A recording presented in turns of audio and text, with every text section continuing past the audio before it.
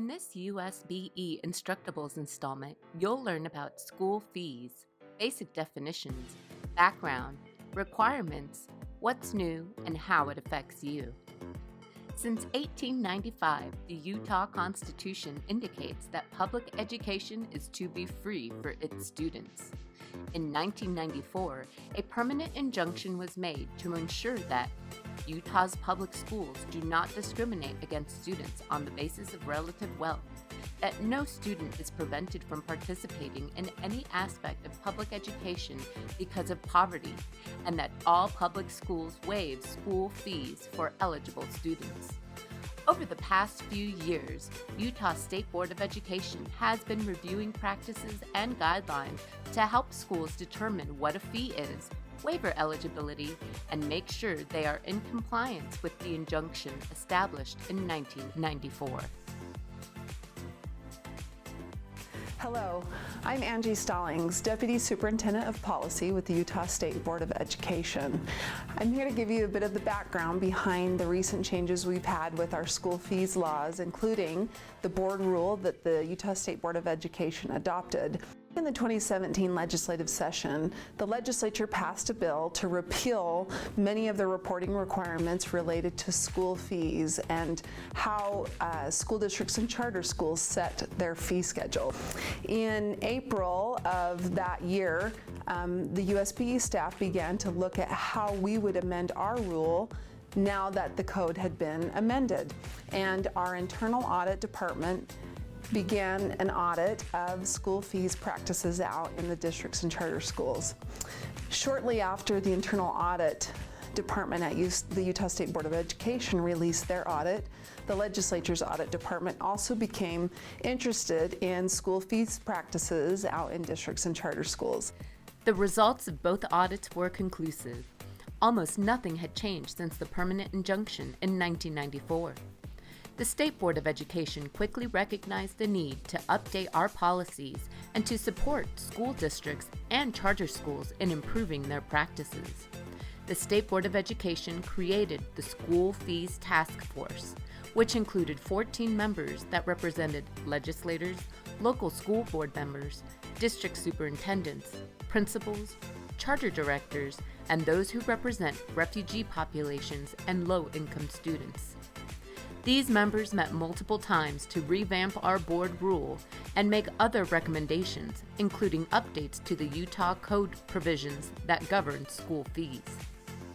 One of the findings the task force discovered was that over the past 5 years, school fees collected had grown 29% to $71 million in 2017, while secondary school enrollment was up only 20%.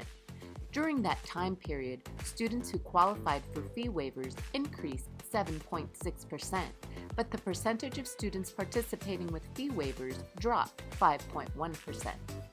Earlier this year, in January 2019, the board's School Fees Task Force reported to the Finance Committee as well as the board on recommendations for a complete overhaul of the board's rule R277407, as well as statutory changes that the board recommended.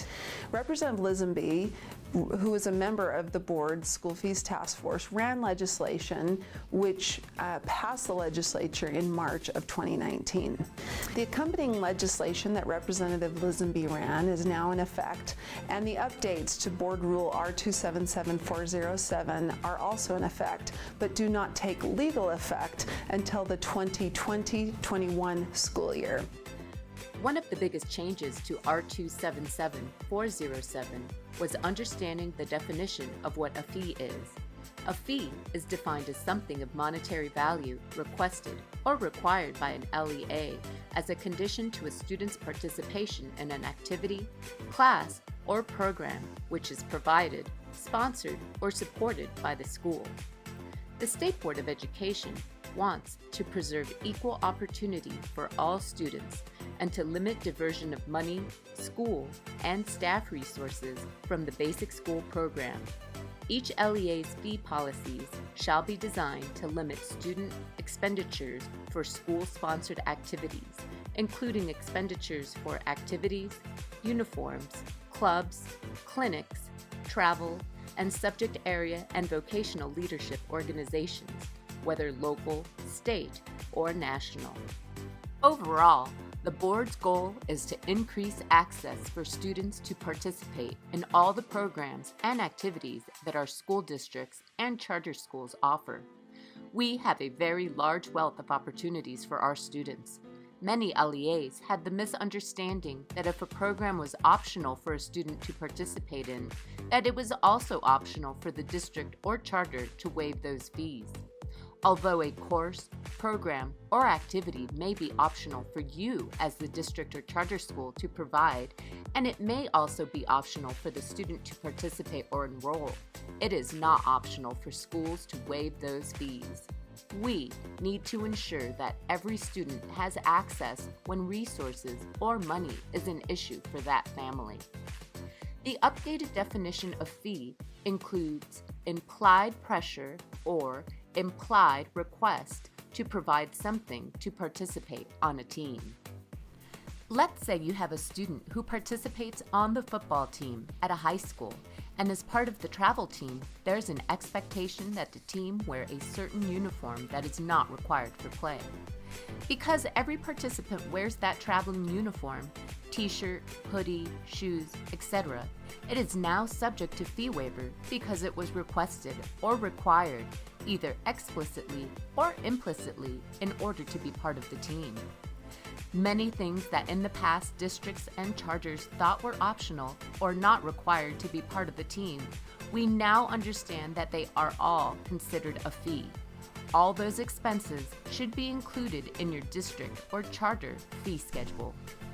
New provisions of R277407 require school districts or charter school governing boards to approve fee schedules annually in a public meeting by April 1st. As part of that process, each LEA is required to provide 2 opportunities for public comment in 2 separate meetings before the fee schedule is adopted on April 1st. These public comment meetings must take place before the board takes action for the final fee schedule approved. Another new requirement states that if your school district or charter school has a population of students and families that speak a language other than English, and 20% or more of those families speak the same language, you are required to provide notice to those families in a second language. The notices provided of the meetings and public comment periods must be provided in the same way that you communicate with parents for other requirements.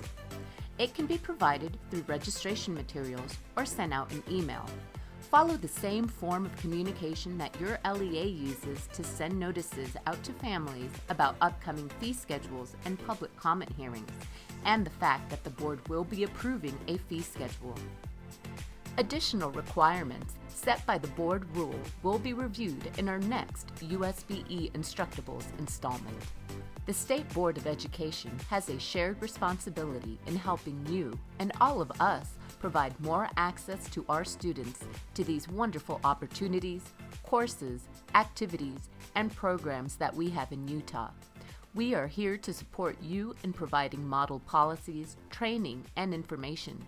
Please don't hesitate to reach out to our school fee staff. We are all on the road to awesome.